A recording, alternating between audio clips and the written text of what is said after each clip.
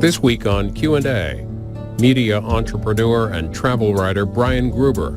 Mr. Gruber discusses his book, War, the Afterparty, a global walkabout through a half-century of U.S. military interventions.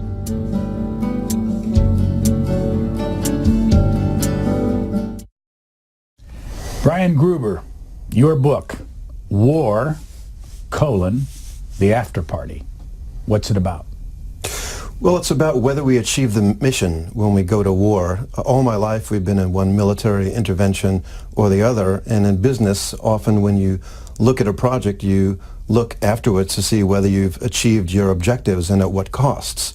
And so I wanted to see, through this last half century of military interventions, partisan politics aside, morality aside, what happens after the party's over? What are the after effects of war? And what are the human and financial costs on both sides? When did this idea start? Well, my birthday is August 4th, and it's also 2 years ago, on August 4th, 2014, was the 50th anniversary of the Gulf of Tonkin incident. And at that time, also, ISIS was marauding across northern Iraq, and it seemed to me, as sort of bookends, that it was odd that the costs of the Vietnam War and the outcomes of the Vietnam War 50 years after the Gulf of Tonkin incident, which, as you know, President Johnson went on national television on that day in 1964 to ask Congress to approve his ability to accelerate our intervention in Vietnam. And there was a claim that North Vietnamese patrol boats attacked the USS Maddox. And based on that, we escalated the war in Vietnam. Of course, years later, Secretary McNamara and many others admitted that actually that attack never happened.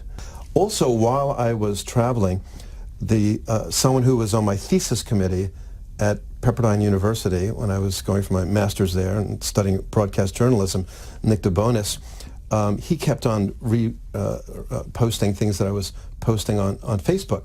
So ultimately, he volunteered to be a pro bono editor for the project and be a sort of partner through the whole thing. And he and his wife Susan were terrific.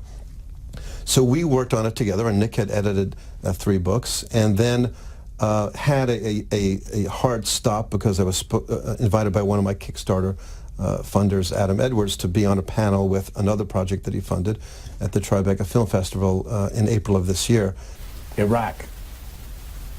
How long were you there and when? Well, I was there in January, and because I didn't get there at first, I really wanted to get the book done. So my editor, Nick, had the Iraq chapter, and it was all secondary material. And I thought it was rather good using the techniques that I use and getting the interviews that I got that way.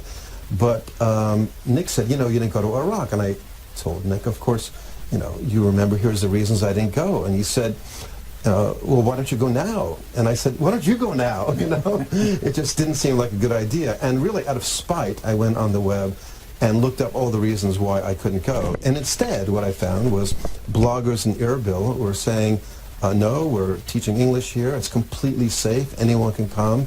There was a terrorist incident last March or April, but besides that, really safe place to be, even though it's 80 kilometers from Mosul.